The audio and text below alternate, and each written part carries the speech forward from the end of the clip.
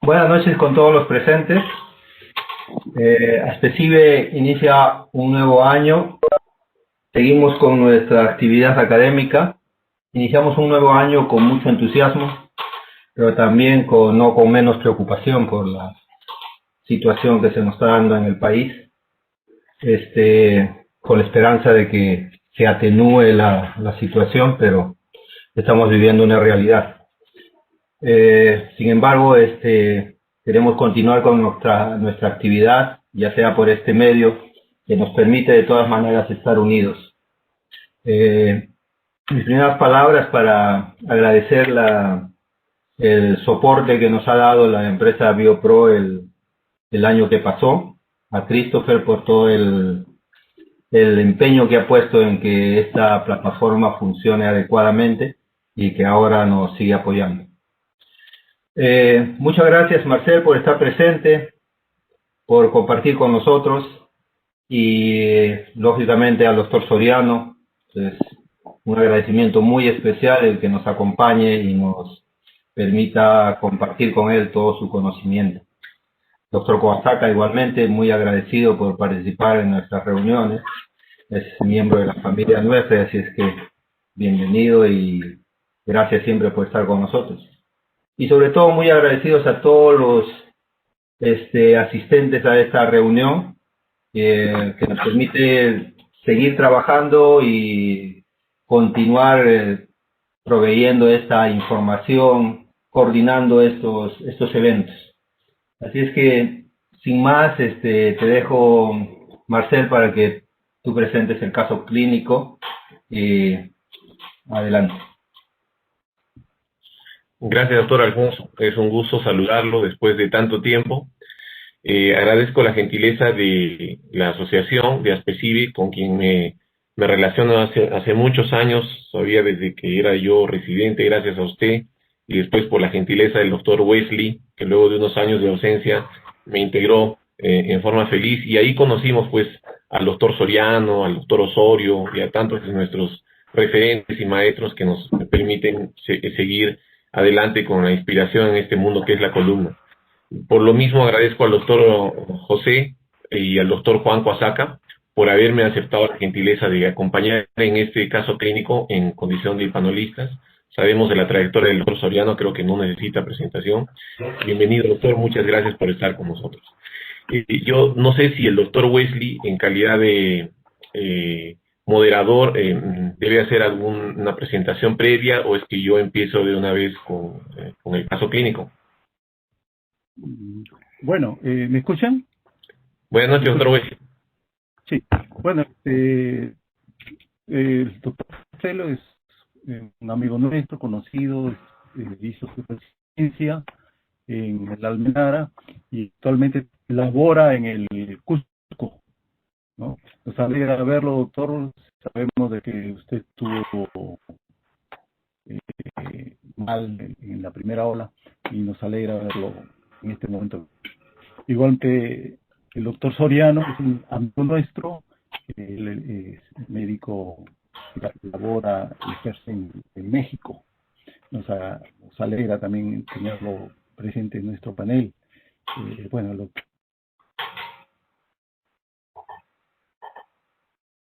en el Hospital Sahogar del Callao, es salud. Nos alegra también tenerlo presente en este panel. Bueno, sin más pido al doctor Castelo para que pueda iniciar la presentación de su caso. Adelante, doctor Castelo. Correcto, doctor. Bien, buenas noches con todos. En esta ocasión voy a tener el honor de participar en la primera actividad virtual de Aspecibe, presentándoles una experiencia muy concreta en relación a una patología que empezamos a manejar hace un tiempo, de la cual ya tenemos algunos casos, pero que fue singular por las condiciones de tratamiento más que por la patología en sí, en virtud de que este tipo de abordaje, que es el abordaje cervical retrofaringeo, no es muy afín a la mayoría de los neurocirujanos, al menos que empiezan en los primeros años de su ejercicio, y más adelante es necesario manejar algunas patologías básicamente traumáticas, entre otras, mediante este tipo de abordaje. Por lo tanto, nos ha interesado la presentación para compartir con ustedes esta situación específica de una paciente joven de 24 años de profesión arqueóloga y sin otro antecedente clínico de relevancia, quien una semana previa al ingreso al hospital estaba viajando con un grupo de amigos en una carretera interprovincial e infelizmente sufre un accidente donde el vehículo en que viajaba ella como copiloto vuelca hacia un barranco de más de 30 metros de profundidad y sufre pues múltiples traumatismos. Por desdicha, el piloto que era su pareja fallece, otras personas quedan heridas y ella es la que es sobreviviente y más afectada. No sabemos si llevaba un cinturón de seguridad en el momento del accidente. El destino inicial, después de haber recibido las atenciones de los paramédicos y los bomberos, fue otro centro hospitalario donde se hace el manejo inicial con los diagnósticos de politraumatizada, traumatismo craneal y lesiones espinales que incluyen básicamente la columna cervical. Entonces se le inicia un tratamiento sintomático, se le indica reposo, analgésicos, se le coloca una ortesis cervical y después de hacer unas pruebas diagnósticas se promueve o se plantea a la paciente realizar un traslado a la ciudad de Lima para un mejor manejo por diversas circunstancias que desconocemos en específico. Entonces la familia busca alternativas, contacta con nuestra institución y es así que logra ser trasladado a nuestro hospital, que como la mayoría de los participantes saben, es un hospital que funciona ahora en situaciones de contingencia debido a un conflicto político que no termina de construir todavía las instalaciones, que son bastante grandes. Esperemos más adelante que sea una realidad. Bueno, llega al hospital por la emergencia en condiciones de estabilidad hemodinámica respiratoria, felizmente, y observamos que se encuentra en una camilla a 0 grados de inclinación de la cabeza, con signos vitales estables y con un perfil cardiorrespiratorio sin alteraciones. Cuando realizamos la evaluación clínica a la paciente en el examen neurológico, observamos que se encuentra despierta, orientada en las 3 esferas, con 15 puntos de Glasgow, las funciones cerebrales conservadas y las pupilas en buenas condiciones. En la evaluación específica espinal o medular, no demostramos ninguna alteración en la fuerza, en las 4 extremidades, ni tampoco en la sensibilidad superficial o profunda, la cual se encuentra preservada. Y los reflejos profundos, así como la función esfinterana, se encontraban también en condiciones de normalidad, así como la función vocal, que tiene una implicancia, como vamos a revisar más adelante. Desde el punto de vista de los signos de trauma, la herida que presenta es básicamente una herida precoronal a este nivel, de modo que eso aporta al mecanismo de trauma en cuanto a la biomecánica de la lesión, y escoriaciones múltiples en las manos o en otras partes del cuerpo, así como una limitación funcional al movimiento debido al dolor moderado que presenta la paciente o a la presencia de un collarín Filadelfia con el cual llega de la otra institución. La palpación cervical cuidadosa demostraba dolor entre las vértebras C3 y C4 a ese nivel. Entonces, se evalúan las pruebas auxiliares que trae la paciente de la otra institución, que son esencialmente una radiografía de columna cervical, la tomografía y la resonancia, con todo lo cual es examinada por nuestro equipo, y los análisis de laboratorio no demostraron realmente ninguna alteración. En cuanto a la radiografía de columna cervical, esta es la imagen. Se presenta las placas a las que tuvimos acceso, no se repitió un nuevo estudio en virtud del dolor que presentaba la paciente, en vista antero, posterior y lateral. Y aquí, nosotros advertimos que a nivel del espacio C3, C4, que apenas se ve en la vista antero-posterior, ya existen algunos cambios en la morfología de la columna, con una alteración en la anatomía del cuerpo de C3. No muy claro porque está media cortada la imagen, que es así como se ha se ha recogido el estudio. Y en la parte, o en la vista lateral, también estamos observando que las líneas espinales de alineamiento cervical están comprometidas a nivel del cuerpo C3 con esta lesión, y esta misma ya tiene una morfología distinta a las demás vértebras asociadas en comparación a C2, C4 y C5, donde hay un ensanchamiento en el eje anteroposterior y una disminución de la altura apreciable entre un 20 a 25%.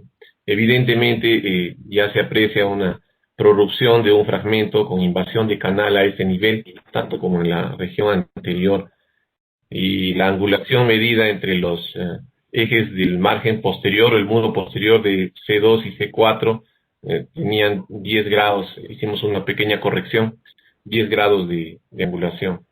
Hasta aquí, si existe alguna observación, algo que también a mí me llamó la atención fue la lucidez que se encuentra delante de la columna, con estas imágenes marcadas con un asterisco amarillo que representa el espacio prevertebral, ¿no? O retrofaringeo, o retrotraqueal, que está un poco ensanchado.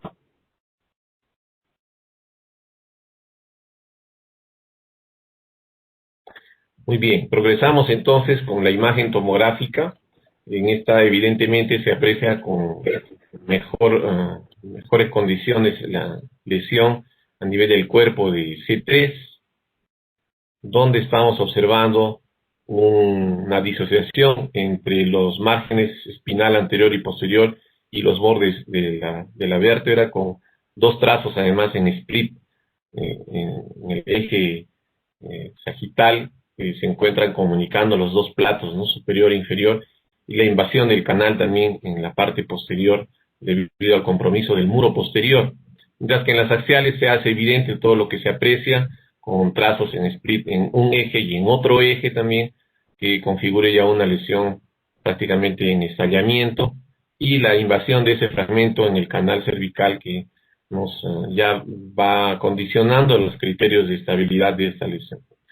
En cuanto al espacio retrotraqueal o retrofaringeo, también estamos demostrando ahí con los asteriscos que se encuentra algo ensanchado. Es posible que tenga que ver con algún grado de hematoma en relación a la fractura, y esto en la resonancia se aprecia también en la parte anterior, donde hay una hiperintensidad compatible posiblemente con algún hematoma en relación a la patología, y el muro posterior que se encuentra en bastante proximidad a la médula espinal a este nivel.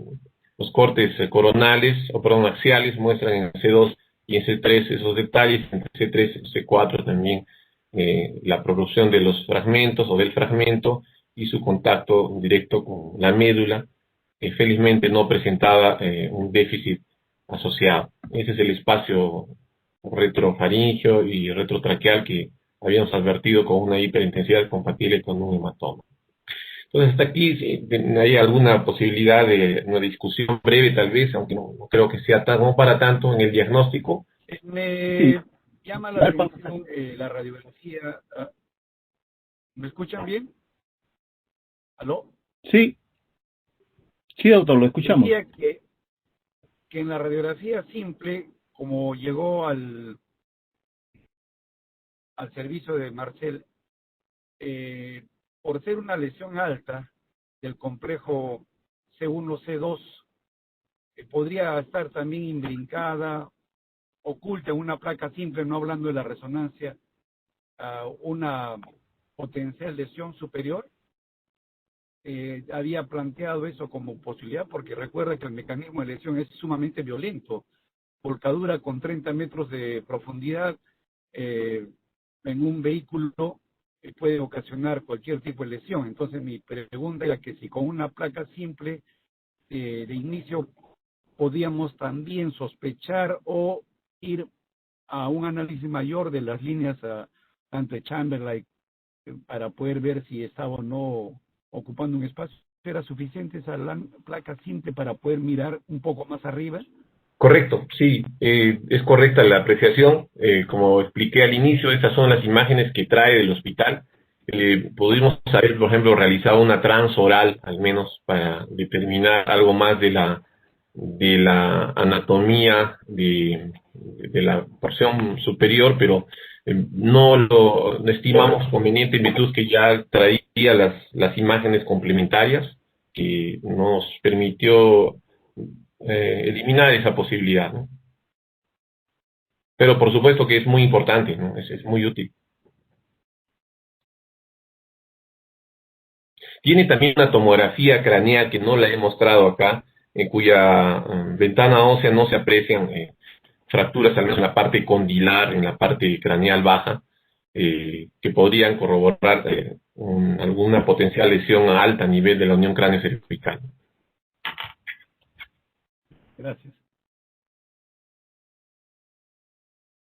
Ok, entonces, continuando con la evolución, en cuanto al diagnóstico, nosotros habíamos planteado que esta es una lesión traumática debida al mecanismo de compresión axial, producto de lo cual aporta, por ejemplo, la anamnesis y también esa lesión craneal precoronal que traía la paciente, donde eventualmente cuando se hace el análisis biomecánico debemos definir si hay desplazamiento intersegmentario que no se logró apreciar en esas imágenes, por lo tanto se descarta que sea una lesión de tipo C o traslacional y se analiza pues las condiciones del complejo ligamentario de la banda de tensión que no se encontraba comprometido en este caso y la fractura del cuerpo vertebral es la que presentaba básicamente el compromiso radiológico e imagenológico para luego definir las condiciones del muro posterior. Como se ha visto claramente, el muro posterior estaba afectado y al mismo tiempo ambos platos terminales estaban comprometidos. Por lo tanto, en esa secuencia que se sigue de acuerdo a la clasificación de AO, hablamos de una fractura tipo A4. De esta manera, la fractura es inestable, de acuerdo a la clasificación, es una fractura por estallido o con split sagital. Aquí vemos que hay split sagital y coronal con compromiso de ambos platos, con fracaso del soporte anterior, evidentemente, que afecta el muro vertebral posterior, con invasión del canal y una potencial inestabilidad neurológica, en este caso no lo tenía la paciente, que hace que los criterios configuren pues la fractura A4, que ya es conocida. No tiene un componente neurológico, por lo tanto, es una paciente que, si la llevamos a la clasificación de Asia, sería una Asia E, sin alteración motora sensitiva, y tampoco tiene modificadores asociados a la arteria vertebral u otros elementos, ¿no? ¿Algún comentario, tal vez, hasta este punto?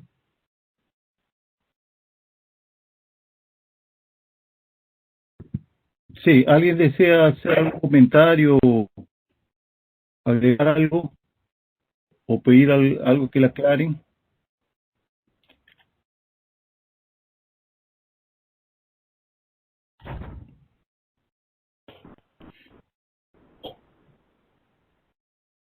¿Había algún problema que tenía el paciente al tragar, doctor? ¿Perdón? ¿Tenía disfagia, algo? No. No, ya lo definimos al inicio, no tenía compromiso bucal, ni tampoco disfagia, ni disfonía. El paciente básicamente presentaba dolor a la movilización como única manifestación, además de dolor a nivel craneal tricoronal, pero ningún compromiso neurológico. Bueno, ¿desean hacer algún comentario?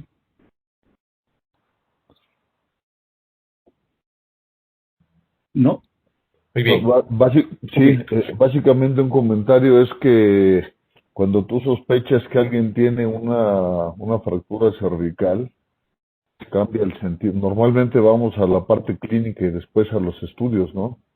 Así es. En este caso, cuando una paciente tiene una fractura tan violenta y tiene dolor cervical tan específico, una recomendación importante que hicimos en la World Federation en las guías es primero los estudios y después la exploración, ¿no? Cuidado con ese tema es importante, creo yo. ¿Qué opinas, Marcel? Sí, perfectamente, doctor. Creo que eso es fundamental en índice de sospecha. antes de evaluar la inmovilización y los estudios, con lo cual uno puede potencialmente descartar una lesión inestable. Por fortuna, la paciente trajo ya de otro hospital las imágenes. Evidentemente que aquí hemos hecho la secuencia clínica de un caso, ¿no? De un caso típico, pero es importante resaltar esto, ¿no? Ya traía las imágenes, eso nos dio ya más tranquilidad, pero para la práctica diaria, por supuesto, cuando al menos no tenemos, en algunos hospitales no existen tomógrafos, y entonces están yendo a los radios X una y otra vez, y por lo tanto esa apreciación o esa acotación es muy válida, doctor. Gracias. Ok. ¿Alguien más desea aportar? ¿Algún comentario? Yo quería hacer una pregunta abierta. Si, por ejemplo, el paciente hubiera traído solo rayos X y tomografía, ¿era necesario hacer en esas condiciones neurológicas la resonancia?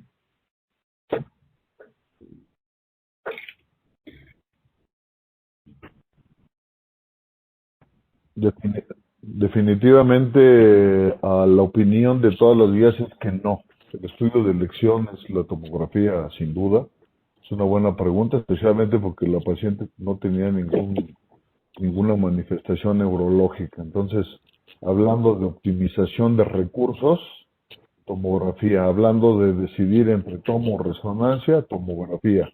Hablando entre placas, resonancias y tomografía, tomografía. Sería el Así, estudio inicial y eso es importante como parte del abordaje de estos pacientes. correcto. De acuerdo, muy bien, doctor. Sí, es cierto. Tal vez en el caso de que las imágenes fueran negativas, hasta una tomografía, el dolor y la limitación sean intensos, podríamos considerar para descartar una lesión ligamentaria, ¿no? Cápsula ligamentaria, una resonancia. Solo en ese caso pienso. De acuerdo contigo, Marcel. Muy bien. Entonces, para efectos del tratamiento, habría que hacer algunas consideraciones. Por ejemplo, definir pues la estrategia. Y creo que al menos todos los que estamos reunidos, o casi todos, somos cirujanos que desarrollamos de alguna forma columna, y para nosotros es fundamental establecer las condiciones quirúrgicas, y eso basado en la biomecánica, en la historia clínica y en los criterios de estabilidad o inestabilidad. Porque, por ejemplo, también otra alternativa que se le ha ofrecido fuera era solamente mantenerse con collarín. El momento de la cirugía, si era necesario hacer una cirugía de urgencia, o si nos hubiera llegado primero a nosotros la paciente, si era necesario hacerlo en forma urgente o en forma programada. La ruta de acceso a efectos de resolver o restaurar la biomecánica y atacar la fisiopatología del problema, si es suficiente anterior o también en forma combinada. El abordaje preferido, de acuerdo a la ubicación y la relación con las estructuras prevertebrales, si por ejemplo es alternativamente por vía transoral o cervical anterolateral, como habitualmente abordamos la columna cervical por vía anterior, o retrofaringea por sus relaciones anatómicas, y el injerto que se pueda administrar. Entonces, para este efecto, como ya lo hemos analizado, pues definitivamente nosotros habíamos considerado que el manejo es sin duda quirúrgico por las condiciones de inestabilidad, la ubicación, la localización. Hay un doble split que con la carga axial, cuando se pueda levantar o ejercer sus actividades, los pacientes podrían desplazarse, y ya tenía un compromiso, un contacto con la médula espinal, como habíamos definido, y además la inestabilidad se caracteriza por el dolor intenso a este nivel y la deformidad también establecida. Por lo tanto, no teníamos duda de esto. La cirugía la preferimos hacer en forma programada, además de los estudios prequirúrgicos, debido a la infrecuencia de de las lesiones a este nivel y de los abordajes que no son tan frecuentes ni son tan familiares a la mayoría de los neurocirujanos, y nosotros nos incluimos porque este es un caso de hace un año, a la necesidad de contar con el equipo quirúrgico que además nos pueda facilitar el acceso. Por ejemplo, en ocasiones puede ser un cirujano maxilofacial, un cirujano oncológico, etcétera, y a la planificación y estudio de los exámenes, así como a la disposición del material, que para nosotros en el ministerio es importante. La ruta, definitivamente, por lo expuesto, por lo evidente, debido a la lesión corporal anterior, con las modificaciones establecidas, y el abordaje que elegimos fue un abordaje anterolateral retrofaringio, por las relaciones anatómicas y la mejor accesibilidad. Si bien, por ejemplo, también está definida que para lesiones C2 y un poco C3 es posible hacerlo por vía transoral. De esa forma no lo habíamos pensado, además por otras complicaciones asociadas al acceso transoral. Y el injerto, bueno, que preferimos fue un injerto mixto con el uso de instrumental y también el propio tejido óseo del cuerpo, ¿no? Después de retirar y hacer la corpectomía. Entonces, para este efecto fue necesaria una revisión exhaustiva de la anatomía quirúrgica, comprendiendo que los espacios cervicales clásicos entre las lesiones C4 a T1, que son las más frecuentes, son esencialmente el previsceral o espacio traqueal, el carotidio, que es lateral, y el prevertebral, que es el que nos permite identificar las estructuras profundas de estas regiones. Entonces, esto es lo que normalmente hacemos para 1, 2, 3 niveles a nivel cervical, pero para un abordaje retrofaringio tenemos otras estructuras en anatomía a nivel submandibular y perioideo que hay que considerar. Por lo tanto, aquí estamos agregando un espacio submandibular que está asociado a una compleja red de vasos y nervios a este nivel, y por lo tanto tenemos que revisar bien la anatomía con algunas particularidades, y este corredor es el que debemos trabajar. De modo que, revisando la anatomía quirúrgica, el músculo platisma, que es el que debemos incidir primero, tiene algunas relaciones en la parte superior, sobre todo con la región perioidea y submandibular, donde la presencia de la glándula parótida, submandibular y helioides son referentes anatómicos importantes. Entonces, hasta ahí los músculos del área suprayoidea son los que pocas veces nosotros hablamos y era necesario revisar su estructura y relaciones vasculonerviosas. Las del área infrayoidea son más familiares con nosotros y el esternocleidomastoideo. Entonces, esta región intermedia que se encuentra entre estas estructuras es el corredor vasculonervioso que se debe abordar, y para este efecto el dominio del triángulo anterior del cuello es fundamental, donde haciendo una bisectriz desde el ángulo parotidio hasta el hueso yoides podemos definir un área supra y un área infrayoidea, que es donde se va a trabajar, ¿no? Los márgenes son ya conocidos, la línea media, el borde medial del esternocleidomastoideo.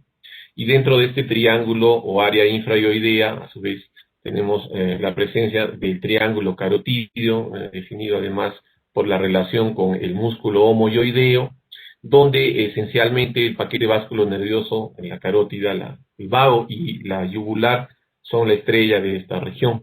Y aún más podemos definir, por ejemplo, la presencia de esta vena que es el tronco tirolingo facial, que se encuentra preciosamente presentada acá en este preparado de Roton, que nos marca un espacio un poco más preciso, que es el triángulo de Farabeo, el cual, por ejemplo, está también definido por la presencia del borde inferior de la glándula submandibular o submaxilar, que es esta que se está retrayendo. Entonces, este triángulo está definido por el trayecto del nervio hipogloso, por el borde superolateral del tronco tirolingo facial y por el borde medial de la vena yugular interna. Entonces ahí tenemos el triángulo de Farabeo, que es donde esencialmente vamos a trabajar. Entonces necesitamos reconocer las estructuras, además de las que ya hemos manifestado, la glándula submandibular y su relación con el bigástrico, que está el vientre anterior y el vientre posterior, y el hueso yoides que se encuentra a la palpación también inmediatamente por debajo. Asimismo, la yugular interna, la carótida externa, y aquí es el punto más importante. Después de retirar la fascia superficial, tenemos en la fascia profunda la confluencia de la vaina carotídea en la parte lateral y de la fascia traqueal en la parte medial. Estas dos confluyen a este nivel y por lo tanto al disecar hay que reconocer algunas estructuras específicas. Por ejemplo, se aprecia aquí la bifurcación de la carótida común, la carótida interna, por aquí la externa, y la primera rama de la carótida externa es esta, que es la arteria tiroidea superior. Esta tiroidea superior emite a su vez otra rama que es más medial, que es la laringea superior, y más arriba la presencia de otras ramas como la arteria facial, la arteria lingual, que se encuentran en la región submandibular y en relación estricta por detrás con el nervio hipogloso. Entonces esa es la arteria lingual, y debajo la arteria tiroidea superior. El trayecto de estas arterias, sobre todo de la arteria tiroidea superior, es muy variable en cuanto a su nacimiento y en cuanto a su longitud y relaciones. Por lo tanto, cada caso en específico es importante analizarlo de forma estricta. La arteria laríngea superior es rama de la tiroidea superior mayormente, y el nervio hipogloso en relación con la arteria lingual y la facial más arriba. Asimismo, estamos apreciando esta estructura, que es el nervio laríngeo superior. Son dos laringios, ¿no? El laríngeo inferior, que se hace recurrente y que conocemos bastante en los abordajes más inferiores, y el laríngeo superior, que tiene dos ramas: el superior interno, que acompaña muchas veces a la arteria tiroidea superior, y en este caso a la arteria laríngea superior, y que es precisamente de orden más sensitivo a nivel de la mucosa laríngea, y la rama de este laringio superior externa, que es más motora hacia la membrana del músculo cricotiroideo. Entonces, estos dos nervios son importantes en cuanto al corredor quirúrgico que vamos a definir, sobre todo este, ¿no? El laringio superior, que puede estar acompañando a la tiroidea superior o a la laringea superior. De esta manera, aquí vamos a identificar dos corredores quirúrgicos. Este superior, que está en relación al borde medial de la carótida y al nervio hipogloso, como parte de la región submandibular, y este otro inferior, que está en relación a la arteria tiroidea superior. Propiamente, este suele ser un solo corredor. Esta pequeña rama es una rama recurrente e inconstante de la tiroidea superior, y este corredor a veces es más estrecho debido a la presencia de la tiroidea superior, que puede tener un origen a nivel de la arteria carótida externa más alto. Pero identificar este corredor es fundamental, porque encima se encuentra la confluencia de la fascia o de la vaina carotidia y de la fascia traqueal, y la disección correcta permite la identificación de estas estructuras.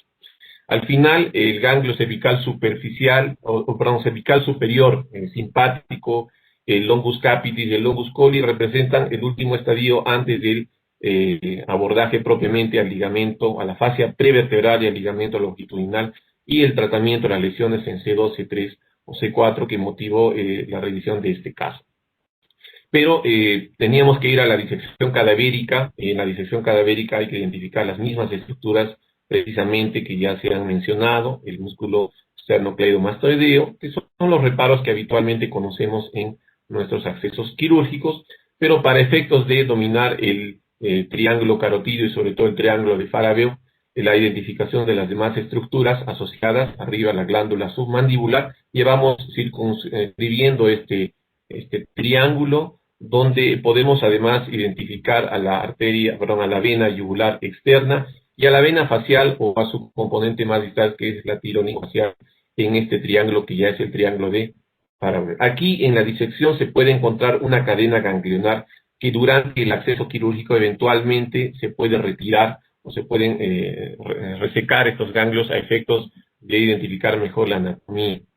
En sentido más profundo, ya retirando los ganglios, estamos separando la arteria carótida externa, la yugular, lateralmente, y el componente músculo visceral en forma medial, y aquí identificamos la tiroidea superior, que en este caso tiene una emergencia más alta que lo que nos había mostrado Roton, y la arteria laríngea superior. Asimismo, en la parte alta está la arteria lingual, y asociada a esta el nervio hipogloso, que se encuentra todavía escondido detrás del borde inferior de la glándula submandibular hasta este nivel de disección. Finalmente, el nervio tiroideo, que es rama del hipogloso, que va al músculo tiroideo, y el nervio laríngeo superior en su rama interna, así como la rama externa, que es motor. En una disección final ya podemos apreciar con mayor detalle la carótida externa, la arteria facial arriba y la arteria lingual. Ese es el músculo estiloideo que estamos levantando, y más abajo el nervio hipogloso. Entonces, este es un componente superior que vamos a poder identificar en esta disección, y que necesitamos discretamente retraer en sentido caudal o craneal, perdón, a efectos de lograrle acceso a ese corredor. Y en la parte inferior, la tiroidea superior, la laringea superior y el nervio laríngeo superior en su rama interna, ¿no? Entonces aquí estamos separando el hipogloso, la laringea, la lingual y la facial, y este es el paquete vasculonervioso superior, mientras que la arteria tiroidea superior y el nervio laríngeo superior en su rama interna es el paquete inferior. Y entonces se define el trayecto helioides y esta prominencia que se aprecia A este nivel representa pues el tubérculo más lateral, más extremo del ilioides, y ahí tenemos los dos componentes. Entonces, es importante en la disección palpar además este tubérculo ilioideo y lograr identificar el corredor que se encuentra lateral al mismo, separando el paquete superior y el paquete inferior y acceder a ese corredor. Durante la disección, la arteria tiroidea superior podría, si es muy proximal a este paquete superior, ligarse y seccionarse a efectos de ganar espacio, por cuanto a nivel tiroideo existe una circulación colateral con el otro lado. Y luego la presentación de los músculos vertebrales y la sección del disco C2, C3, C3, C4 y el cuerpo C3 que debíamos trabajar a ese nivel. Así las cosas, el abordaje finalmente nos permitió, después de una revisión y un manejo junto con el cirujano oncólogo, que fue con quien primero hicimos este primer caso, desarrollar la cirugía con el protocolo anestésico habitual, la posición del paciente en forma neutra con una ligera lateralización a la derecha o a la izquierda, y el acto quirúrgico en sí con la incisión y la disección de los planos, que es habitual a nivel del platisma, posteriormente el borde medial del esternocleidomastoideo, después de liberar la fascia de envoltura del esternocleidomastoideo para llegar a la región paraioidea e ir identificando las estructuras musculares, vasculares y nerviosas, como la arteria tiroidea superior, ligarla si es que existe un conflicto de espacio en el corredor que necesitamos resolver, e identificar después el componente retrofaringeo y visceral que se encuentra medial a este nivel, y la vaina carotidia lateral a este otro nivel, para luego acceder al corredor, al corredor propiamente previsceral, acceder a la fascia prevertebral, perdón, y luego identificar la columna con el borde medial del longus colli, ¿no?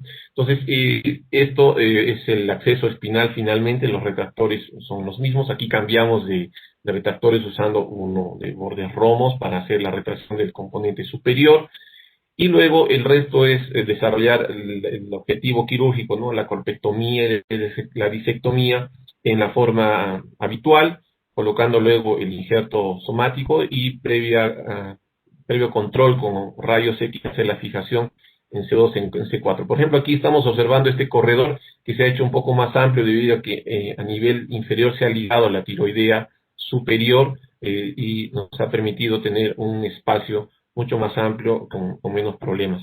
Y el control radiológico permite la ubicación adecuada o la confirmación de la ubicación del injerto, de la placa y los tornillos en los cuerpos de C2 y C4, posteriormente el cierre de planos. La duración de la cirugía fue cercana a las 5 horas. Por fortuna no tuvimos complicaciones transoperatorias. Y en la evolución del paciente o de la paciente se demostró un dolor cervical moderado, menos que en el preoperatorio, sin déficit neurológico, excepto una zona de hipoestesia debajo o en la región submandibular, que de acuerdo a la revisión y a la discusión con el cirujano oncólogo que nos ayudó en este primer abordaje, se debe a la lesión involuntaria de pequeños filetes sensitivos del plexo cervical, ¿no? Pero no afectó en absoluto la función vocal, ni tampoco la deglución. No presentó esta paciente disfagia, sino solamente dolor moderado en el área quirúrgica. Hacia el tercer día ya logró sentarse y deambular, siempre con un collarín para hacer restricción de movimiento, y hacia el séptimo día, después de, además, convocar a psiquiatría porque estaba en un proceso de duelo pues, por la pérdida de la pareja, recién el alta médica. Logró retornar a sus actividades hacia el mes, a sus actividades habituales, domésticas más o menos, y a la actividad laboral hacia los 3 meses. De modo que en esta perspectiva nosotros asumimos que la evolución tanto funcional, biomecánica y cosmética fue favorable. Esta es la imagen de la paciente al día 2, con protección de la identidad, está con su collarín, no tiene un déficit asociado, y ya esto es al mes, en el primer control al mes, donde tenemos la imagen de la cicatriz, que en general es bastante bastante cosmética. La incisión se ha preferido también en consulta con el oncólogo de esta forma, no se ha preferido una incisión semilunar submandibular porque nosotros no somos tan afines a ese tipo de acceso y para identificar la anatomía preferimos esta incisión que es una incisión ya más familiar a los neurocirujanos. Hasta allí tal vez alguna pregunta o alguna consulta.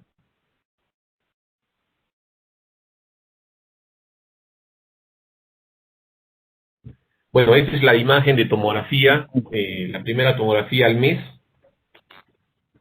donde se está apreciando la colocación correcta del injerto, la posición con los cuerpos en C12, 4. No se ve la tomografía. Sí, esta es la tomografía. No se ve. ¿No se ve?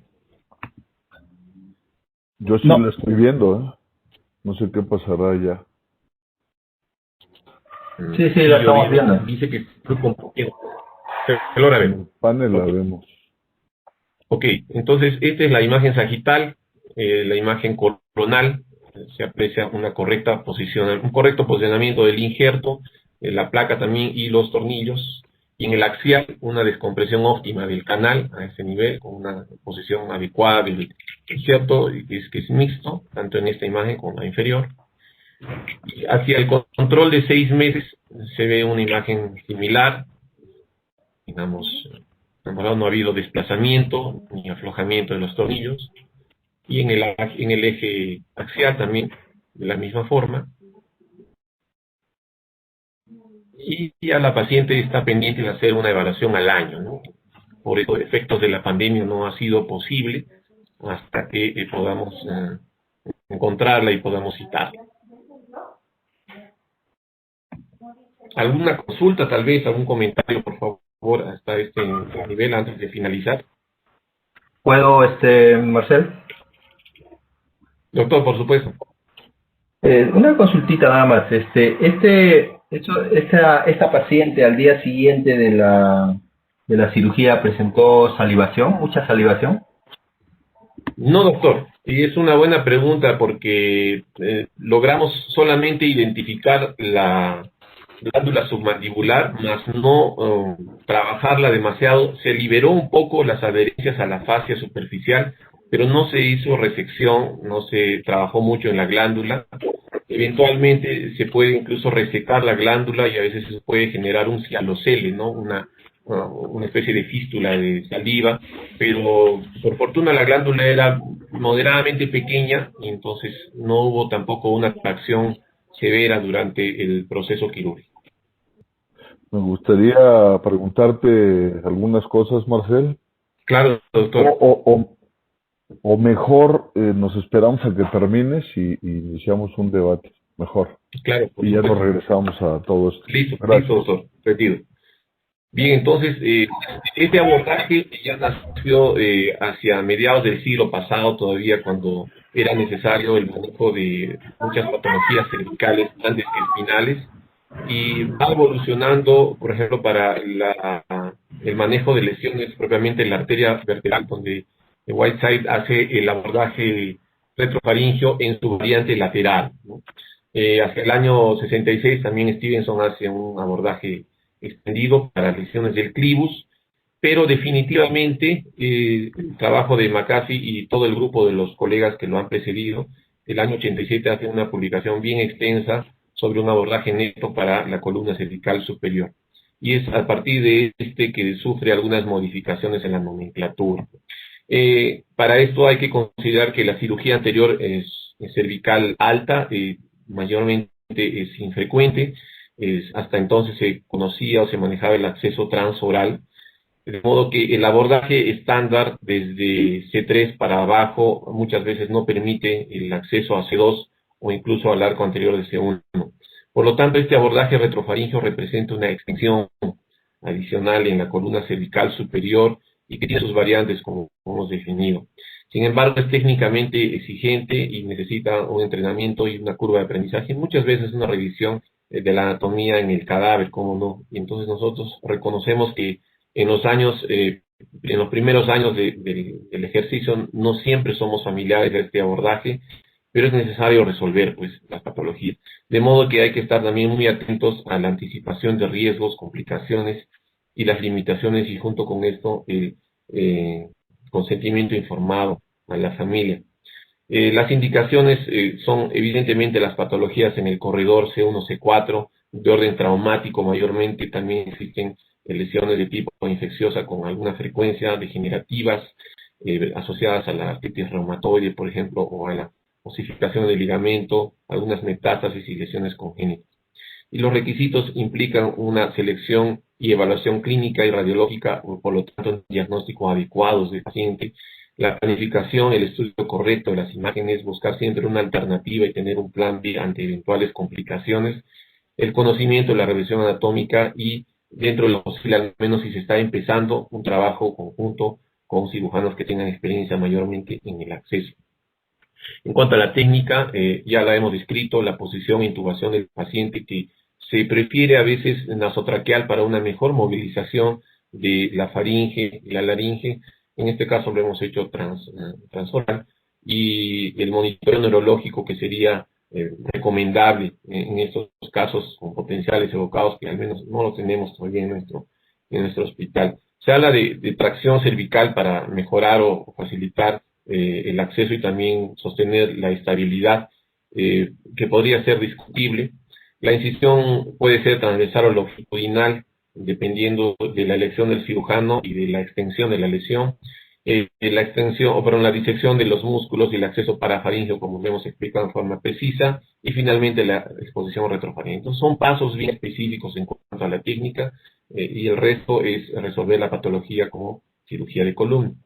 Entonces, este acceso retrofaríngeo submandibular tiene extensión desde el corredor clival hasta C2, pero puede extenderse a C3 o C4 según estas descripciones que hemos hecho, para lo cual la incisión sea la clásica o histórica de Sevilo, o la que los oncólogos o cirujanos maxilofaciales nos han enseñado, la de Paul André, nos puede permitir. Al menos yo ya aprendí a utilizar esta, la de Paul André, que es la clásica que hacemos en una multinivel y con una extensión superior, hasta 2 traveses de dedo del borde inferior de la mandíbula, para evitar lesiones en el nervio marginal, que es un nervio motor rama del facial. Entonces, algunos artículos han establecido fundamentos anatómicos muy precisos, como ese artículo muy interesante de Park, que hace una descripción meticulosa de la anatomía de acuerdo a la descripción que hemos realizado, hasta el corredor paraioideo parafaringeo, donde se va a identificar las estructuras vasculares y nerviosas en forma específica, con algunas variantes, sobre todo en relación a la emergencia y a las relaciones con la fascia. Y de esta manera puede existir un corredor superior para C2, C3 y uno inferior para C3, C4, si es que la arteria tiroidea inferior no lo permite. Pero si tiene una emergencia más baja, se puede liberar y un poco generar una retracción sin necesidad de condicionar o sacrificar esta arteria, que es lo que en todo caso, junto con la lingual o a veces la facial, así como la vena facial o el tronco tirolingofacial, se podrían sacrificar, exceptuando la anatomía de los nervios, sobre todo el laringio superior, que dentro de lo posible debe ser preservado, si no existen riesgos asociados que podríamos comentar. Entonces, este trabajo nos dice que los niveles C2, C3 pueden exponerse en ese corredor entre el hipogloso arriba y el laringio superior interno debajo, y generando pues estos elementos de retracción. Otro artículo interesante publicado en 2018 por un grupo japonés nos habla prácticamente de lo mismo, ya con una aplicación muy clínica en relación al acceso quirúrgico con corredor superior e inferior para diferentes patologías, haciendo hincapié en que la desinserción de músculos infravideos podría ayudar a liberar esta tensión que se encuentra propiamente en el corredor, para mejorar la fuerza o reducir la fuerza de tracción en el hipogloso y la laringe, mejorar la identificación del nervio laringeo superior y prevenir complicaciones asociadas como las que comentaron, entre ellas también problemas en la deglución y salivación. El grupo de la Universidad de Arizona, por el doctor Farr, hace una revisión amplia del 2015 sobre corredores anatómicos, es otro enfoque simplemente parecido al trabajo de Park, donde nos permite identificar paso a paso cuáles son las estructuras que pueden movilizarse y que pueden también sacrificarse para efectos de seguridad del paciente y un mejor acceso quirúrgico, finalmente llegando al corredor prevertebral y desarrollando la técnica que sea necesaria. De modo que hace hincapié en el dominio neurovascular de esta región y la disección cadavérica, que es recomendable para los cirujanos espinales no familiarizados. Nosotros en las dos universidades que tenemos en la ciudad de Cusco, por fortuna tenemos acceso a los cadáveres para el recuerdo anatómico necesario, ¿no? Y este trabajo finalmente publicado en el año 2010 en el World Neurosurgery, nos habla sobre las diferencias entre los accesos transoral como alternativa en la columna cervical alta y el retrofaringio para efectos de desarrollo de la cirugía de acuerdo al corredor y a la extensión de la lesión. De modo que lo que se gana, por ejemplo, en el corredor retrofaringio está sujeto a una extensión distal y el abordaje transoral es más fiable para la región clival y la unión cráneo-cervical específicamente hasta el nivel de CO2 o hasta el odontoides. Mientras que el otro, el retrofaringio o extrafaringio, es más consistente para la región subfacial, motivo de la presentación de este caso, ¿no? De modo que las complicaciones también pueden presentarse hasta un 11% en disfonía. La parálisis del nervio laringio recurrente no tiene diferencia si es el abordaje derecho o izquierdo. La parálisis laringea también se puede ver además por compromiso del laringio superior, no solo del laringio inferior que se hace recurrente. Puede existir también parálisis transitoria del nervio mandibular o del hipogloso o complicaciones a nivel de la salivación debido a una retracción enérgica superficial superior, para lo cual se recomienda hacer una disección propia de las fascias y una liberación al máximo posible, de modo que las estructuras nobles se puedan apenas contener y evitar una retracción enérgica.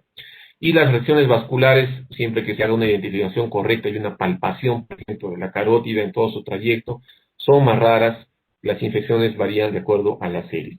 Y las series finalmente no son de casos, no son de muchos casos, son series de pocos casos, y por lo tanto nosotros no podríamos hacer un análisis de las complicaciones.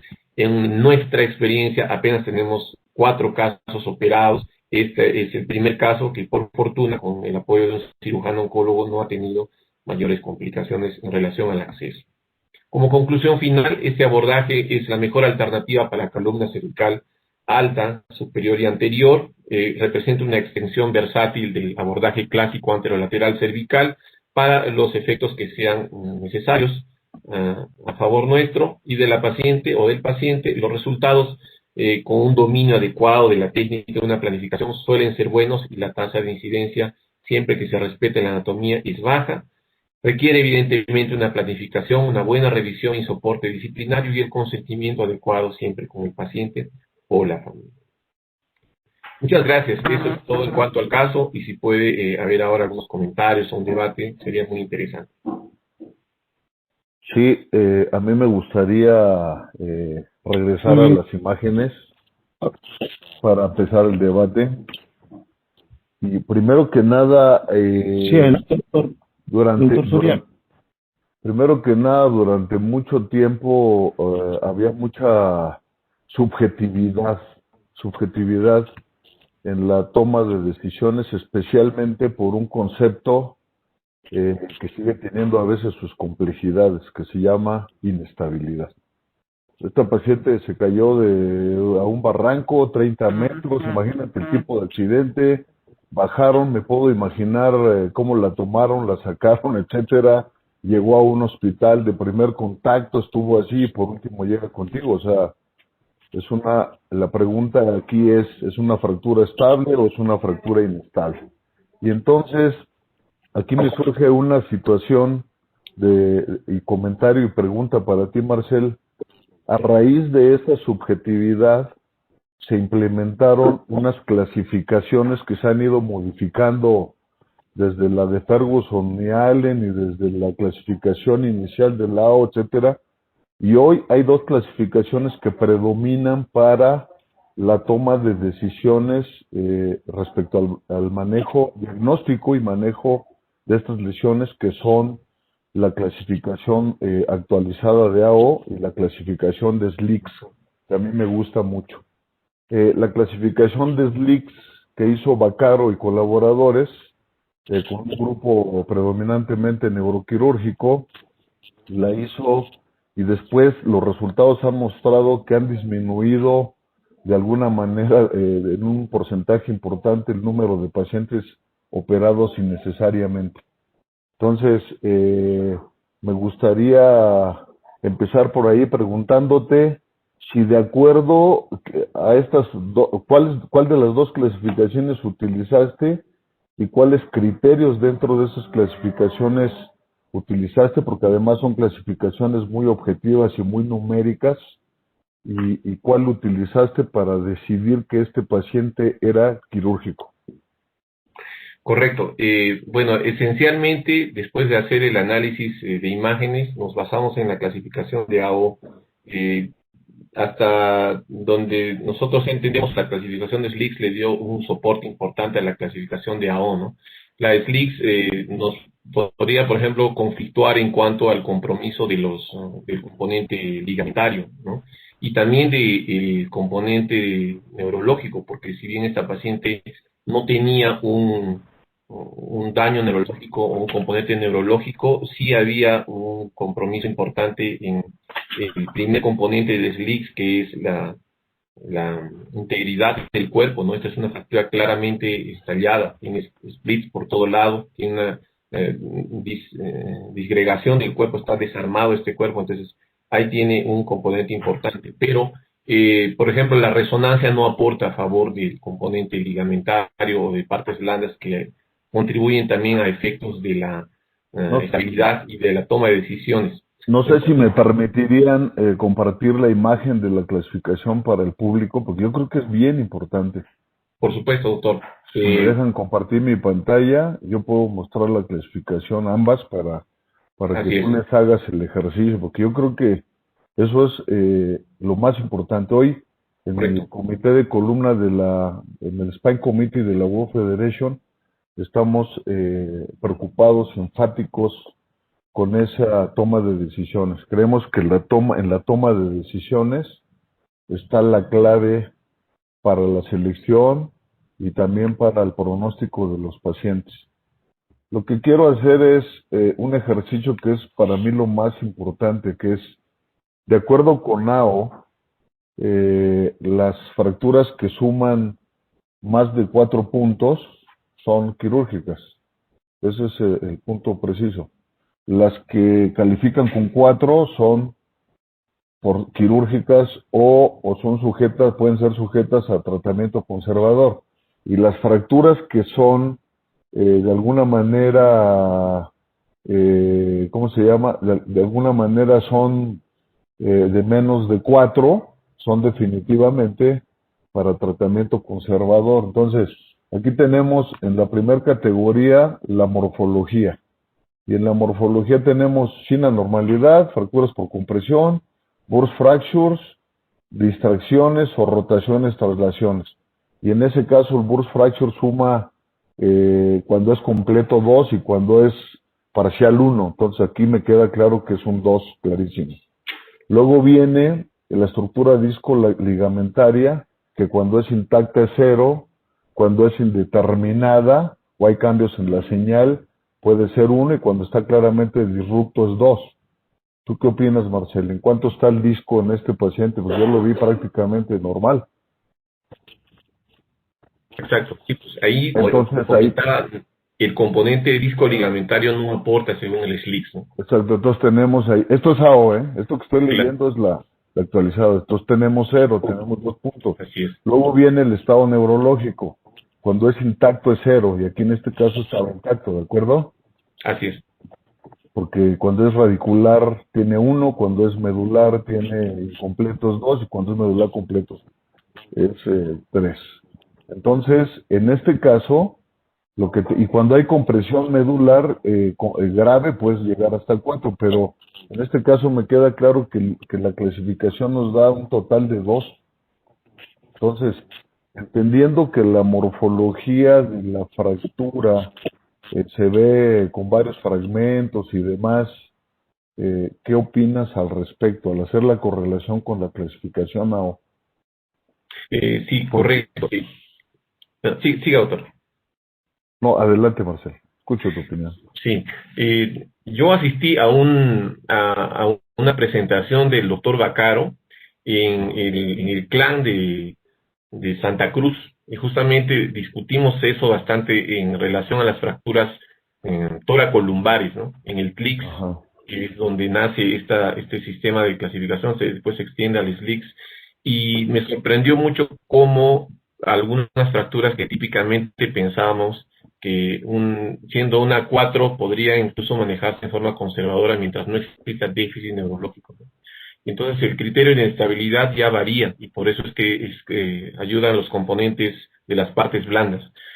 Pero de acuerdo a la ubicación y a la carga mecánica que puede soportar esta fractura a ese nivel, y a la motilidad a la que puede estar sometida desde el punto de vista fisiológico, consideramos que este estallamiento, que por ejemplo de acuerdo a la clasificación antigua de McCormack también, que tiene algunas limitaciones, es bastante inestable en función además de la angulación que presenta la interfase C2-C4. Esos fragmentos tienen una proyección o un potencial de desplazamiento. Y otro problema es el dolor intenso, que puede ser un dolor crónico incapacitante como otro elemento de inestabilidad. Por lo tanto, me parece que las clasificaciones, si bien tienen elementos de juicio cada vez más consistentes, más específicos, pueden también individualizarse en cuanto a la decisión con cada tipo de paciente. Aquí en este punto me gustaría escuchar la opinión del doctor Juan. Sería importante su aportación. Yo creo que sí da para la decisión que tomó Marcel de darle una solución a una columna que en su concepto era inestable, que morfológicamente era inestable, pero que los conceptos que nos trae acá el doctor Soriano ponen en tela de juicio, y esa es una controversia que en todo caso quienes más operan este tipo de lesión deberían darnos una luz, porque repito, no es una patología frecuente que vemos lesión con estallido de C3. Sí, y precisamente el comentario es bien importante y bien ilustrativo porque, tal como lo dijo Marcel, creo que un factor que no se toma mucho en cuenta es la habilidad del cirujano para hacer este tipo de abordajes. Yo diría, de alguna manera, ante este tipo de fractura que a mí me parece que estuvo bien operada, considerar como cirujanos de columna que, dada la complejidad del acceso, si no tenemos la experiencia y si no tenemos la manera de garantizar la seguridad de la cirugía en un paciente que está completamente intacto, entonces se hubiera valido también hacer un tratamiento conservador sin ningún problema. O sea, una paciente que podría haber sido también manejada conservadoramente. Me queda claro que lo que hizo Marcel estuvo bien indicado, estuvo bien hecho, reparar la columna que estaba afectada y del lado del vector donde estaba el problema, que es una cirugía anterior. En ese sentido, mi siguiente pregunta para ti, Marcel, es, ¿había alguna indicación para hacer un abordaje posterior o habría alguna razón para hacer un abordaje de 360 grados en este caso? Y un comentario al margen: cuando yo magnifiqué en mi computadora y le di ventana para el hueso a las placas, veo que hay una lisis alrededor de los tornillos, una lisis importante. No sé si a ti te dio esa impresión. Adelante, Marcel. Correcto, doctor. En relación a la primera pregunta, me parece que no tiene una indicación hacer un abordaje posterior. El problema básicamente es el soporte anterior, y esta paciente no podría beneficiarse de un sistema posterior con riesgo además de fatiga, fracaso y luego ruptura y otras complicaciones. Por lo mismo, hacer un acceso de 360 para una fijación complementaria, dado que la clasificación nos habla de una biomecánica netamente anterior, no tendría sentido. En cuanto a la segunda pregunta sobre la lisis, bueno, yo tengo al menos las imágenes neutras. No me parece que existiera un proceso de aflojamiento, al menos hasta la imagen de los 6 meses. Ahora tiene como 15 meses de operada. A los 12 meses, a finales del año pasado, debimos hacerle ya el control del año, pero no fue posible porque no quiere alejarse la paciente de los padres, vive un poco lejos y esto de la pandemia nos ha limitado. Queda pendiente en todo caso hacer una revisión, y sí, yo hago una autocrítica. Quizás los tornillos en C2 pudieron ser un poco más largos, pudieron abarcar un poco más al muro posterior de C2, hablo de C2, ¿no? A efectos de tener un mejor soporte. Por otro lado, la paciente no presenta otra comorbilidad que por ahora me haga pensar que tiene algún riesgo, no es osteoporótica, es joven y no tiene otros factores de riesgo. Pero en todo caso, si hubiera alguna variación al control de los 12 meses, me gustaría compartirlo también, así como la experiencia frente a otras alternativas, al uso de teriparatid, etcétera, o qué más se puede hacer por ahora, ¿no? Telefónicamente, antes de que se le haga la imagen al año, sí hablé con ella, no tenía disfagia, no tenía mayor problema, más le preocupaba la hipoestesia en la región submandibular, que era pequeña, era como de unos 3 centímetros cuadrados, pero que básicamente le aquejaba cuando ella se acordaba. Por otro lado, ningún problema en la voz ni tampoco en la deglución, que es algo que podría preocupar. Pero sí es interesante ver esto de la longitud de los tornillos. De acuerdo, coincido contigo completamente, Marcel, en ambas cosas. Me parece que el abordaje aquí necesariamente era anterior y no era necesario ningún complemento, y un acceso posterior no está indicado por todas las condiciones que ya comentaste. Por último, para terminar mi comentario y dejar al doctor Juan que haga sus observaciones, al doctor Cuasaca, me gustaría preguntarte algo para enriquecer esto. ¿Tú crees que en este caso en particular la cirugía mínimamente invasiva tenía alguna posibilidad, o por lo menos parcialmente durante el procedimiento, o crees que no tiene ninguna posibilidad?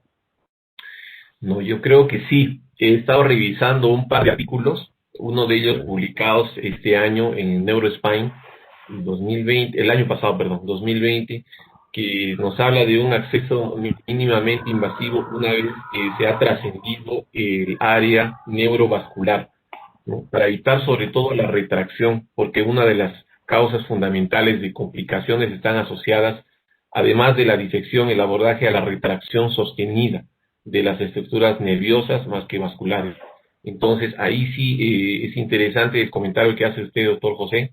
Es evidentemente la experiencia de un equipo que hace cirugía mínimamente invasiva, y me gustaría también, además, complementar a lo que yo estoy expresando, un comentario, porque sabemos que usted hace a gran escala cirugía mínimamente invasiva.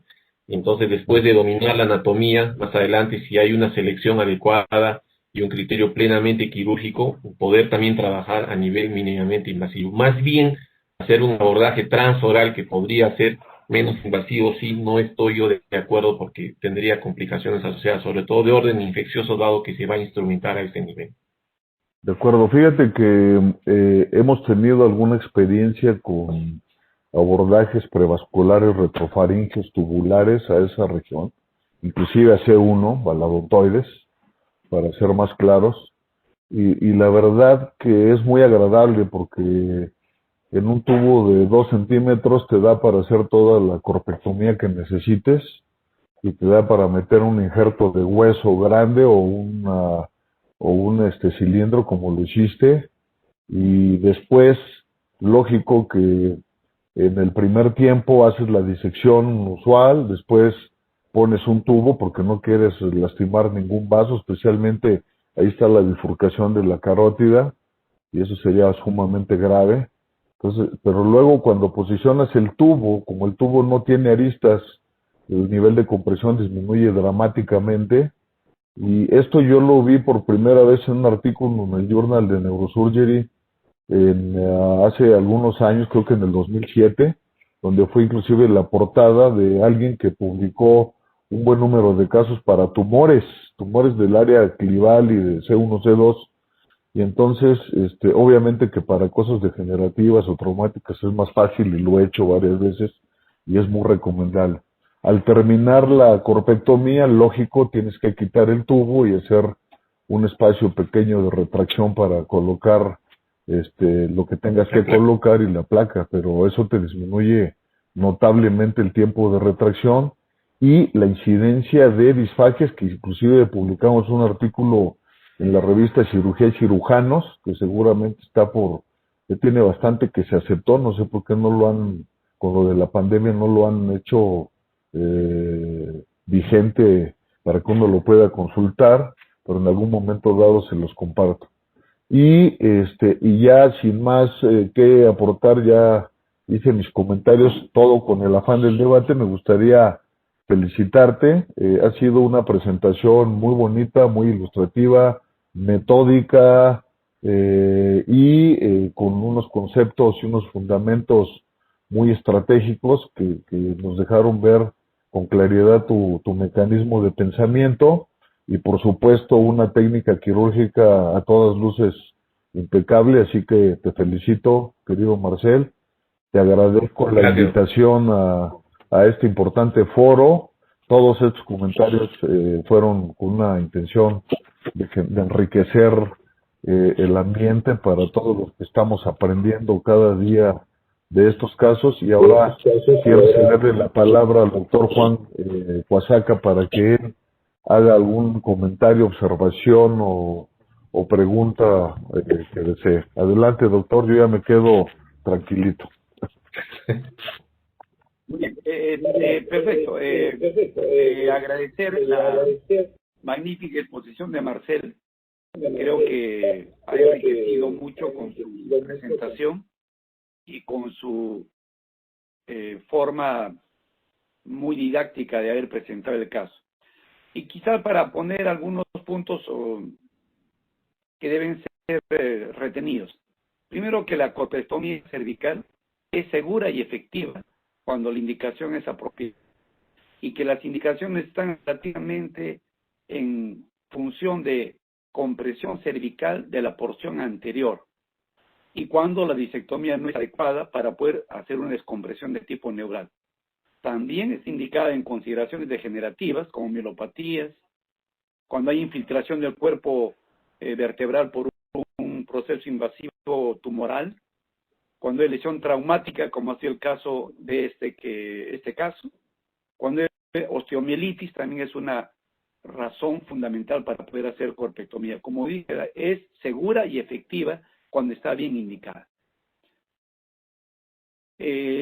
La presentación de Marcel ha permitido saber que somos dominadores de ciertas técnicas, ¿no es así? Pero no de esta otra que es mucho más, no diré difícil, sino compleja por la presencia de vasos, por la presencia de la musculatura, de los huesos mismos, que hay que diferenciar y hay que tener como reparos anatómicos para poder llegar por un buen camino. El camino de la carótida es fundamental para evitar cualquier catástrofe durante la cirugía, para poder tener, por lo tanto, seguridad durante el procedimiento. Eso fundamentalmente quería reforzar, además de decir que en otros medios siempre es ese control de potenciales evocados somatosensoriales o somatomotores. Hay que evitar la lesión del plexo braquial con la excesiva acción que uno ejerce sobre los hombros, en el caso de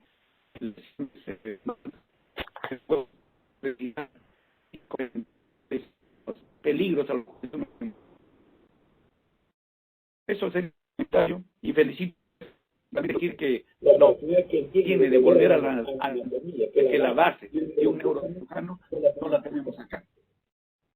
Marcelo, una pregunta a propósito de lo que comentó el doctor Coasaca.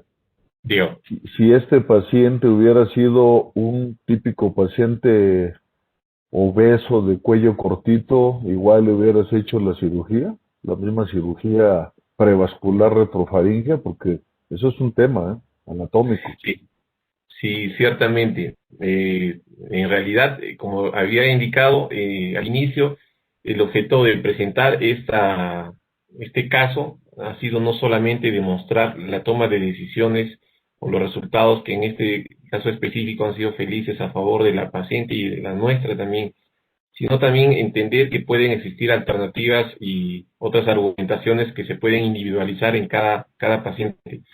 Es más o menos como la pregunta de un paciente obeso con una fractura tipo 2 de la odontoides, ¿no? Si, por ejemplo, tiene alguna oportunidad o no de ir a tratamiento conservador. Y creo que en este caso, además del análisis biomecánico, saber que este paciente puede ser susceptible a dificultad quirúrgica por tener un espacio más cerrado o potenciales complicaciones nos hacen pensar. Más en el otro caso de la odontoides, tal vez no sería muy sujeto a debate, ¿no? Sobre todo si es plenamente inestable. Sí lo hubiera pensado, doctor. Sí lo hubiera pensado 2 veces. Tuvimos la suerte de que la paciente era más o menos delgada Yo y también. hubo un acceso favorable. También el cirujano que nos acompañó nos dijo, bueno, sí podemos hacerlo, pero un paciente obeso estaría en un conflicto. Tal vez lo hubiera llamado a usted, doctor, para que me oriente un poco. ¿Qué se podría hacer en este caso? Seguro que por la pandemia no hubiera podido asistir. Son casos complejos, ¿no? Así es. La verdad, que a través de la historia yo te puedo decir, muchas veces he estado en C2, C3, muchas veces. Y muchas veces inclusive, igual a ti te ha pasado, cuando quieres ir a C3, C4 y haces una disección, y de repente en pacientes flaquitas de cuello largo sin querer ya estás en C2, C3. O sea, Así a es. veces es una disección sumamente fácil, pero en Así es. otras ocasiones, inclusive al cuerpo C3 se complica por la gordura de los pacientes, ¿no? O pacientes con tiroides grande, o con glándulas salivales grandotas, o con mandíbula grande. Entonces son problemáticas que uno analiza para tomar el riesgo y decidir en otro algoritmo si hay seguridad, si hay certeza para el paciente, que eso es mi tema de hoy en el mundo. Siempre que nosotros podamos garantizar la seguridad de los pacientes, estamos para hacerlo. Siempre que no tengamos la capacidad de garantizar la seguridad, por favor absténganse. No lo hagan porque puede resultar en una catástrofe y al final ni siquiera completar el objetivo fundamental. Muy bien, Correcto. Marcelo. Muy bien dicho, doctor. Y yo me uno también a las palabras del doctor Juan. Le agradezco por sus comentarios. De verdad que habiéndonos establecido aquí en la ciudad de Cusco, hemos podido tener acceso a la práctica anatómica en las universidades. Y eso nos ha liberado muchísimo y nos ha dado una gran base para el desarrollo de patología craneal en base al cráneo y también en columna. Y yo no logro a veces entender cómo es que no le damos el tiempo suficiente a volver a los inicios. Cuando alguna vez hicimos alguna rotación o práctica afuera, yo veía, por ejemplo, cómo el profesor Sami en Hannover se metía a los anfiteatros y él mismo, Sami, con los años que tiene, volvía a revisar la anatomía y a disecar. O sea, digamos, los que están en top siguen regresando a lo básico y también en cirugía mínimamente invasiva, ¿verdad, doctor? Es tan fundamental el recuento anatómico. Y entonces, si Dios quiere y esta pandemia pronto se acaba, yo desearía poder compartir también el laboratorio neuroanatómico que hemos desarrollado acá en la ciudad del Cusco, en las 2 universidades, con muchos de los colegas, para quienes queda extendida la invitación y que puedan también aportar con todos sus conocimientos. Muchas gracias, doctor José, por la gentileza y siempre esa disposición que siempre tiene usted en aceptarme para acompañarme en el panel. Y doctor Juan, mi gran amigo de tantos años, que me abrió las puertas para el desarrollo de mis primeros pasos ya como asistente, nunca lo voy a ordenar, lo voy a olvidar.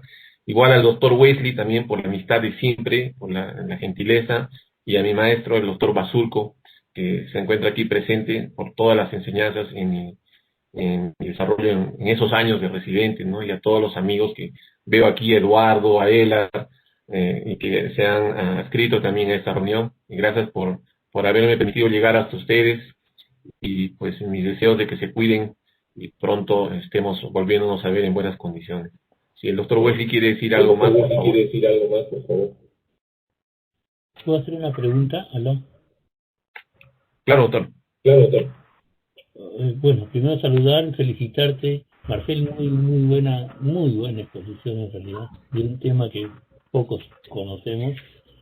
Quería preguntar al doctor Soriano, que habló de tratamiento conservador, si el problema es a nivel C1, C2, el collarín que utilizaría sería también el de Filadelfia, ese sería uno, y dos, ¿durante qué tiempo usaría el collarín? ¿Se basaría en imágenes o en un determinado tiempo? Y en el caso presentado por Marcel, si es que se hubiera tomado esta actitud, ¿le hubiera realizado tracción? Gracias, doctor. Sí, no, definitivamente para esa región un collarín Filadelfia no es de utilidad. En todo caso tiene que ser un SOMI, un collarín que tenga fijación craneocervical. Ese es indispensable. El collarín Filadelfia no sería capaz de inmovilizar y se tiene que dejar por lo menos durante 3 a 9 meses con seguimiento radiológico. Ese es el periodo que la literatura marca.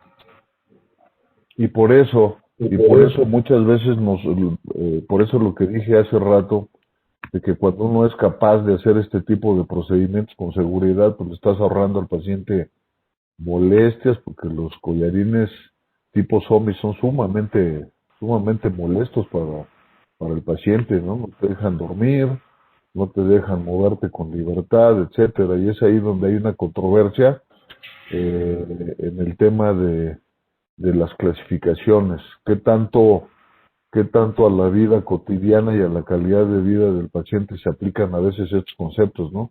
Pues no tomarlos tan rígidos, son guías, pero no son estrictos, ¿eh? También depende de lo que uno considere. Adelante, Marcel, con la pregunta que te hicieron. Doctor Soriano, por favor, una pregunta. Sí,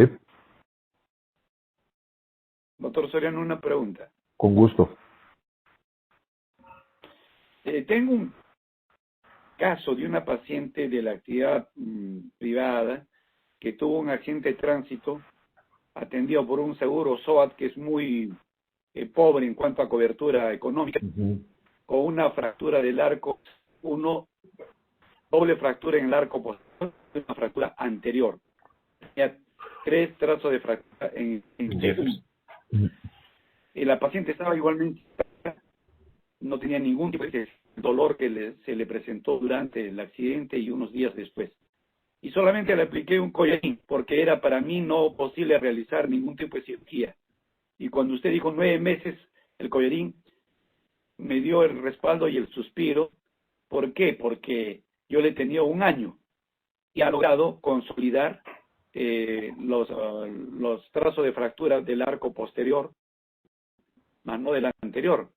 Pero la paciente estaba libre de todos síntomas y tenía una fractura solamente anterior. ¿Qué podría hacer después de 1 año y más del accidente? Nada, acuérdese que lo importante ahí es la evaluación de los ligamentos transversos. Si están intactos, no tiene ningún tema, ¿no? Yo creo que el tratamiento conservador es perfecto. En la tomografía no había tal cosa, pero en la resonancia magnética no había tal cosa. No va a tener ningún problema, no va a tener absolutamente ningún problema.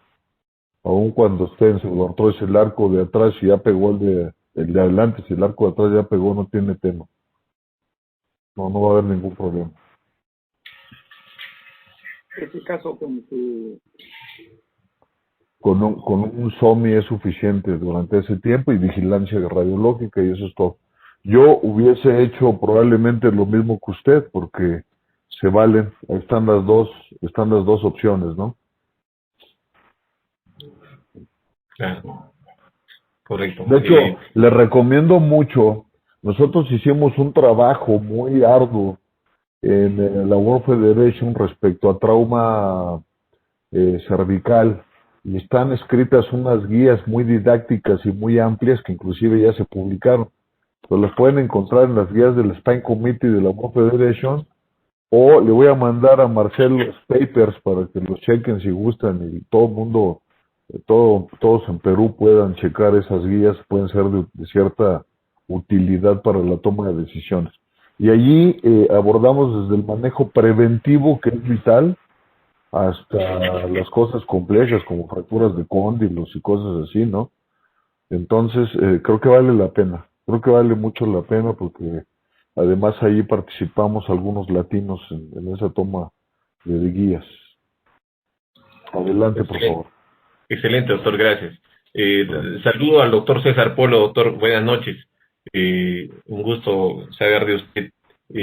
Habíamos considerado, de acuerdo a la revisión, posteriormente tal vez el uso de tracción, pero honestamente antes de la cirugía no lo pensamos como tal, porque creíamos que con la corpectomía y la colocación de la jaula podría recuperar suficiente la altura, como se ha demostrado en las imágenes tomográficas. Pero sí, la literatura en varios grupos consideran el uso no solamente a efectos de la tracción, sino de sostener la estabilidad durante la manipulación quirúrgica, ¿no? Más nosotros no usamos, solo usamos el cabezal de herradura convencional, no usamos el cabezal de Mayfield, ni tampoco hicimos tracción dinámica durante el acto quirúrgico. Y sí, ciertamente sobre el uso del collarín, nosotros usamos aquí un collarín que no es propiamente un halo, sino un tipo SOMI, que es una Minerva, ¿no? Con fijación, con unas cintas y unos velcros en la cabeza y soporte en los hombros, una Minerva típico escapular, ¿no? Que ciertamente también es muy incómoda para el paciente, porque en ocasiones genera una escara aquí en la parte occipital y entonces nos trae algunas complicaciones. En algunos casos, por supuesto, ¿no? Pero yo le escuché una vez a Bacaro, le hice una pregunta parecida y me dijo, yo usaría un Filadelfia. Y entonces me dejó pensando, ¿y a dónde está pues la biomecánica de la fractura? Si es un Filadelfia y es una fractura inestable, potencialmente inestable o estable con mucho dolor, entonces la fisiopatología no está muy clara, ¿no? Yo más bien no me hubiera animado solamente a dejarlo con Filadelfia. Aunque recordemos que el primer equipo, el otro hospital, le planteó, puede usted quedarse con collarín. ¿Y cuánto tiempo voy a estar? Bueno, un año, ¿no? Con collarín sin moverse. Entonces eso genera un poco de controversia. Esa no fue al menos mi razonamiento inicial. Claro. Sí, o en algún momento se han hecho estudios biomecánicos con los collarines, especialmente con el Miami Jote, con el Philadelphia, y se ha visto que el grado de inmovilización que generan en la columna cervical subaxial es realmente pobre, ¿no? No más del 30% de inmovilización, y especialmente de la parte de flexoextensión, ¿no? Que en este caso era la importante, pero coincido contigo. Bueno, creo que ya llegamos al término. Yo no me queda más que felicitar tanto a Marcel como al doctor Soriano y al doctor Coasaca. Realmente se crea una controversia, y la controversia creo que es muy favorable para nosotros. Sacamos mucho provecho de la controversia, ¿no? Son temas que todavía creo que en columna se van a seguir generando controversias, y siempre va a estar la decisión finalmente muy ligada a la capacidad del cirujano, ¿no? Muchas veces. Yo te quiero felicitar, Marcel, ha sido una exposición realmente excelente, muy ilustrada. El razonamiento y la controversia de todas maneras va a existir. Creo que una resolución quirúrgica impecable, siempre quedará, pues, sí fue absolutamente necesario. Pienso yo que sí, hay que hacerlo. Pienso también que alternativas existen, y tampoco hay que decir, no, yo no hubiera hecho como lo hubiera hecho el vecino. Creo que sí hay alternativas. Muchas felicitaciones, gracias por estar con nosotros, es realmente un gusto tenerte. Doctor Soriano, muy agradecido por su participación, nos ilustra incansablemente, ojalá podamos a lo largo del año seguir contando con usted. Igual Juan, gracias por estar con nosotros, muy agradecido por tu participación. Y pues un agradecimiento al doctor Wesley y un agradecimiento especial a todos los que han participado con nosotros. Vamos a seguir con el programa del año. Ustedes saben que tenemos en curso valga la redundancia, un curso más adelante. Estamos en la disyuntiva de podemos llevar o no adelante nuestro congreso, pero ya veremos qué nos dice el tiempo y qué nos dice esta situación. Bueno, muchas gracias a todos. Síganos acompañando y será hasta luego. Seguramente muy pronto nos volvemos a ver. Gracias. Muchas gracias y de antemano siempre cuenten conmigo. Mientras haya tiempo, siempre estaré dispuesto a estar con ustedes. Fuerte abrazo. Gracias, doctor. Bendiciones. Abrazo, doctor Juan. Un abrazo, doctor Alfonso. Gracias. Hasta luego. Gracias a todos. Adiós. Gracias. Buenas noches.